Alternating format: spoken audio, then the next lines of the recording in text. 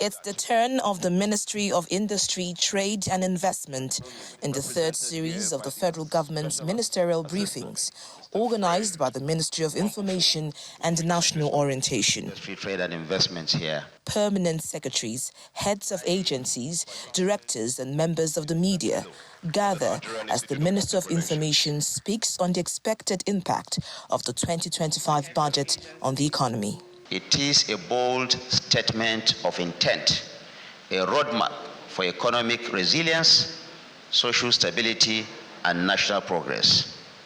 The budget has demonstrated a renewed focus on security, infrastructure, education, health, solid minerals, agriculture, and other key areas that have a direct impact on the well-being and the socio-economic development of our country. The Minister of Industry, Trade and Investment then takes the podium and highlights some key reforms of the ministry, as well as the investment inflows and policy advancements in the past year. The key outcomes of this engagement was the announcement of the establishment of the Industrial Revolution Work Group, an elite task force focused on re-engineering the Nigerian Industrial Revolution Plan for a modern, innovation-driven economy. Digital public infrastructure, much needed in this climate, like the National Single Window Project, has been launched and is ongoing. It's right now in the implementation stage. Mr. President inaugurated it last year, and the committee did a lot of background work. Finally, Nigeria is going to have a national single window digital infrastructure, and that exponentially increases trade.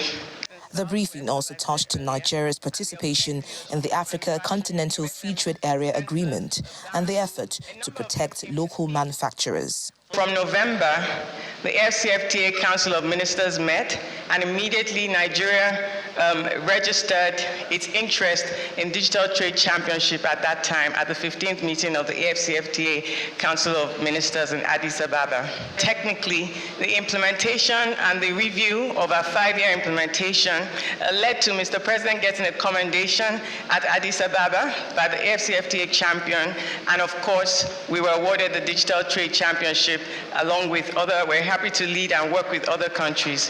One of the things that government and the ministry is currently looking at and pursuing is on how to get our manufacturers to benefit from an appropriate, pricing of gas. I think that this is likely going to be the game changer, that our manufacturers and our industrialists are also able to purchase gas the same way that is done, in mostly, some other sectors of our economy. The ministerial briefing is expected to continue in the coming days as the federal government aims to keep Nigerians informed on government activities and ensures citizens remain active participants in governance and development. From Abuja, Victoria Longchun, Channels Television News.